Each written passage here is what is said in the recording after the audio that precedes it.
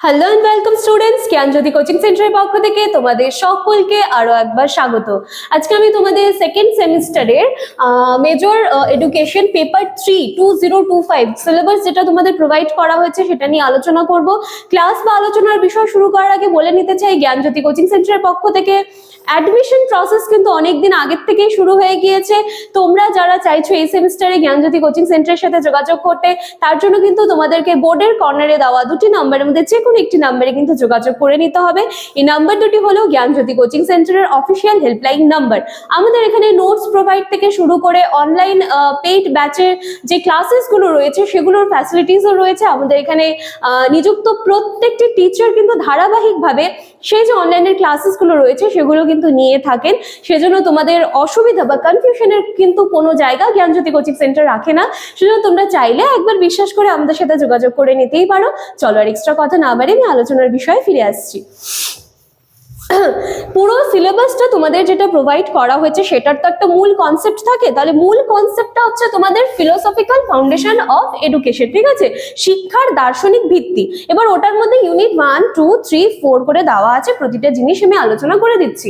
দেখো ইউনিট 1 এ কি আছে, ইউনিট 1 এ আছে ইন্ডিয়ান স্কুলস অফ ফিলোসফি, এবং ঠিক ইউনিট 2 তে দেখো same Indian schools of philosophy আছে, কিন্তু এই দুটার মধ্যে ডিফারেন্স কি আছে।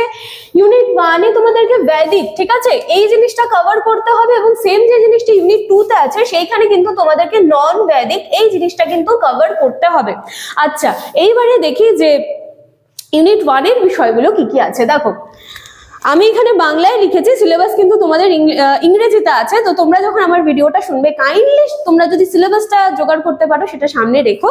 চলো, সবার প্রথমে আছে তোমাদের অধিবিদ্যা, জ্ঞানতত্ত্ব এবং তত্ত্ববিজ্ঞান। এই তিনটা জিনিস জানতে হবে। কোন জিনিসগুলোর সূত্রে এই তিনটা জিনিস জানবে তোমরা? তোমাদেরকে মেইনলি কভার করতে হবে দর্শন, তিনখানা দর্শন, ন্যায় দর্শন, সাংখ্য দর্শন, যোগ দর্শন, এবং সেখান থেকে তোমাদেরকে অধিবিদ্যা কমপ্লিট করতে হবে, জ্ঞান তত্ত্ব কমপ্লিট করতে হবে এবং তত্ত্ববিজ্ঞান কমপ্লিট করতে হবে। যেটা তোমাদের সিলেবাসে দেওয়া আছে metaphysics, epistemology, এক্সিওলজি and educational implication, মানে হচ্ছে তাদের শিক্ষার উপরে কি প্রভাব আছে সেটা। ঠিক আছে, চলো ইউনিট 1 কিন্তু কমপ্লিট। ইউনিট 2 যেটা হচ্ছে same Indian schools of philosophy, ওটার মধ্যে রয়েছে নন বৈদিক, এবং এখানেও তোমাদেরকে তিনটা দর্শন বলতে পারো সেটা কমপ্লিট করতে হবে, যেটা হচ্ছে চারবাক দর্শন, বৌদ্ধ দর্শন এবং জৈন দর্শন। এবং এই যে চারবাক দর্শন এটারও কিন্তু অধিবিদ্যা, জ্ঞানতত্ত্ব, তত্ত্ববিজ্ঞান সেম, বৌদ্ধ দর্শনেরও অধিবিদ্যা, জ্ঞানতত্ত্ব, তত্ত্ববিজ্ঞান, এবং জৈন দর্শনেরও সেম অধিবিদ্যা, জ্ঞানতত্ত্ব এবং তত্ত্ববিজ্ঞান কিন্তু কমপ্লিট করতে হবে।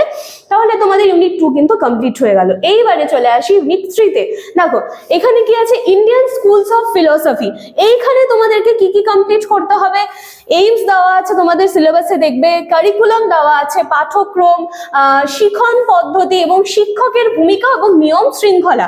তাহলে এই জিনিসগুলো কোন বিষয়ের উপরে নির্ভর করে কমপ্লিট করতে হবে? এই যেখানে দিয়ে দেওয়া আছে ভাববাদ, প্রকৃতিবাদ এবং কার্যকারিতাবাদ। ঠিক আছে, মানে ভাববাদ যখন তুমি পড়ছো তখন তার লক্ষ্য, পাঠ্যক্রম, শিক্ষণ পদ্ধতি, শিক্ষকের ভূমিকা, নিয়ম শৃঙ্খলা কমপ্লিট করছো। যখন তুমি প্রকৃতিবাদ করছো তখনও এই উপরের পুরোটা তোমাকে কমপ্লিট করতে হবে। যখন তুমি কার্যকারিতাবাদটা করছো তখনও কিন্তু তোমাকে এই পুরোটা কমপ্লিট করতে হবে। ঠিক আছে, আচ্ছা চলো ইউনিট 4 দেখো। ইউনিট 4এও তোমাকে বাস্তববাদ, মার্ক্সবাদ, অস্তিত্ববাদ কমপ্লিট করতে হবে, এবং সেম কিন্তু এটারও লক্ষ্য, পাঠ্যক্রম, শিক্ষণ পদ্ধতি, শিক্ষকের ভূমিকা, নিয়ম শৃঙ্খলা, মানে বাস্তববাদ যখন করছো তখন এই পুরো জিনিসটা কমপ্লিট করতে হবে, সাথে সাথে মার্ক্সবাদ এবং অস্তিত্ববাদ। তো এই ছিল আজকে তোমাদের সিলেবাস, পুরোটা আমি আলোচনা করে দিলাম। আশা করছি সিলেবাস নিয়ে কিন্তু কোনো কনফিউশন থাকবে না। দেখা হচ্ছে নেক্সট দিনের ক্লাসে নতুন একটা টপিক নিয়ে। Thank you.